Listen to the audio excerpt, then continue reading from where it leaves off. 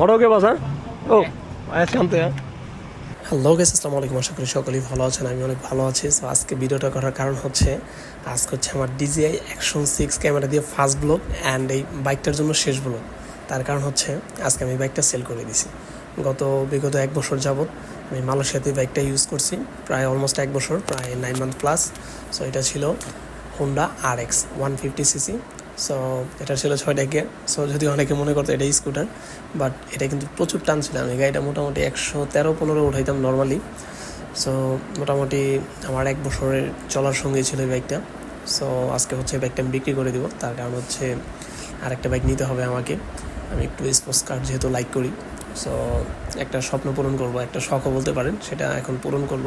So যার জন্য হচ্ছে আমাকে 2টা বাইক তো চালানো সম্ভব না, এই বাইকটা বিক্রি করাটা বাধ্যতামূলক। সো আজকে হচ্ছে বাইকটা বিক্রি করার জন্য যাচ্ছি। গত কয়েকদিন আগে আমি অনলাইনে পোস্ট করছিলাম, দেন হচ্ছে একজন চীনা কাস্টমার, চীনা মালয়েশিয়ান, ও হচ্ছে আসছিল। দেন বাইকটা ওর পছন্দ হয়েছে। তো আমি যে রেট বলছি তার থেকে ও 100 টাকা কম বলছে। তারপর আমি বলছেন এটা হবে না, বাট তোকে আমি গিফট দিতে পারি, আমার হাইড্রোলিক ডিস্ক, এটা তোকে আমি গিফট দেবো। পরে বলছে ঠিক আছে। পরে হচ্ছে আজকে ডেট ছিল বাইকটা দেওয়ার।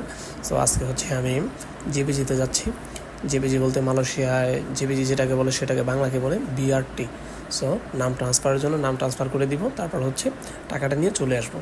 সো হচ্ছে যাচ্ছি, ওকে নিয়ে আমি হচ্ছে ওইখানে যাব। সো অলরেডি আমি কিন্তু চলে আসছি জেপিজিতে, আর নামও ট্রান্সফার হয়ে গেছে। এখন একটু ওর সাথে কথা বলি। বড় কে বাস ও ayan aunty Boss, ini saya pakai macam 1 tahun Pakai 1 tahun.